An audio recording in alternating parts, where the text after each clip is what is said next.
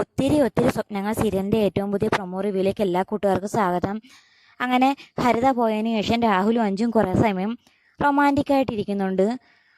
ഈ സമയം വിവേകാണെങ്കിൽ വർഷ എങ്ങനെയെങ്കിലും തന്നോട് ഇഷ്ടം തോന്നാനും അതുപോലെ തന്നെ വർഷ തൻ്റെ ഇഷ്ടം തുറന്നു പറയാനും വേണ്ടി വിവേക് വളരെ കഷ്ടപ്പെട്ട് ഓരോ കറികളും മറ്റും പാചകം ചെയ്ത് വർഷയ്ക്ക് കൊടുക്കുന്നുണ്ട്.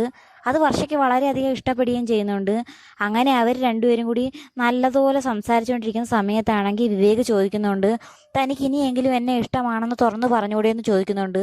ആ സമയം വർഷ പറയുന്നുണ്ട്, എൻ്റെ മനസ്സിലുള്ള എന്താണെന്ന് ഞാൻ തുറന്നു പറയാമെന്ന് പറയുന്ന സമയത്ത് തന്നെ പെട്ടെന്നൊരു കോളിംഗ് ബെല്ലടിക്കുന്നുണ്ട്. അങ്ങനെ വർഷ ആരാണെന്ന് നോക്കാൻ പെട്ടെന്ന് ചെല്ലുന്ന സമയത്താണെങ്കിൽ അഭിരാമി പെട്ടെന്ന് ഒച്ചയുണ്ടാക്കി വർഷയെ പേടിപ്പിക്കുന്നുണ്ട്.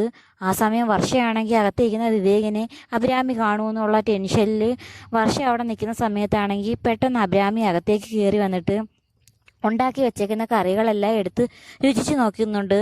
എന്നിട്ട് അഭിരാമി പറയുകയും ചെയ്യുന്നുണ്ട്, എന്നും താൻ ഉണ്ടാക്കുന്ന അതേ ടേസ്റ്റ് അല്ലല്ലോ ഇന്നത്തെ കറി, സത്യം പറ ഇത് ആരുണ്ടാക്കിയതാണെന്ന് അഭിരാമി വർഷയോട് ചോദിക്കുന്നുണ്ട്. ആ സമയം അഭിരാമിയുടെ ചോദ്യം കേട്ടിട്ട് വർഷയ്ക്കാണെങ്കിൽ വല്ലാതെ ടെൻഷൻ ആകുന്നുണ്ട്.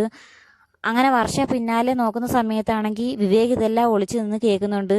അന്നേരം വർഷ കൈ കാണിക്കുന്നുണ്ട്, എത്രയും പെട്ടെന്ന് ഇവിടുന്ന് പോകണമെന്ന് മട്ടിന് കൈ കാണിക്കുന്ന സമയത്താണെങ്കിൽ വിവേക് അവിടെ തന്നെ നിൽക്കുകയാണ് ചെയ്യുന്നത്.